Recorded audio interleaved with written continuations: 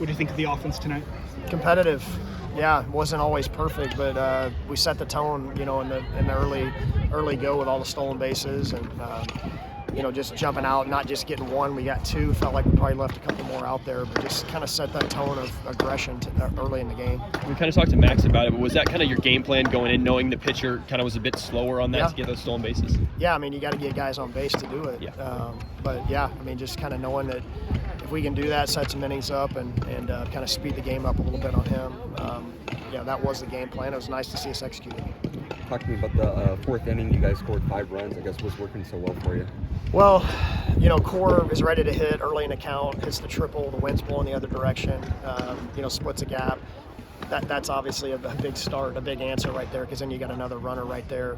They get E-Fry to ground out, and then Chick comes right back with another triple. To me, the biggest, those 2 triples were huge, but just Garrett getting to 2 strikes and hitting a chopper with the infield in and Chick scoring.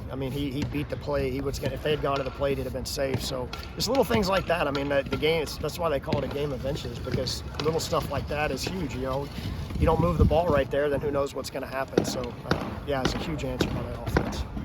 How about E-Fry at third base? Man, he saved us, honestly, defensively. The overturn call on the replay was huge. He made 2 great plays to his left. That probably saved, 3 runs at least. He played great. Did you expect Shay to pitch tonight, or was that kind of something that just arose out of? Well, I didn't even write his name down on the card tonight as available, but we did have a conversation with him early. He's a guy that it was his bullpen day today.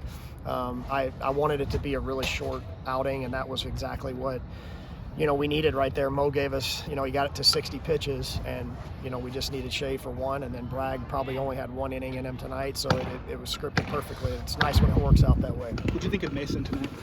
He wobbled early. We score the 5 spot, and he walks the leadoff hitter and gives up a jack. But then after that, I thought his attack was a lot better. He gave us the chance to win to get the ball to Shay and Bragg.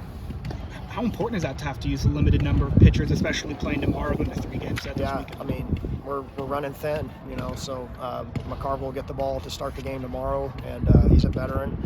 We need him to go. We need him to be sharp, and we've got a few guys behind him still yet, but offense needs to keep rolling too. It's nice when you feel like you've got some threats in the lineup, and guys are starting to feel a little bit better. You make your hits count when you get extra base hits.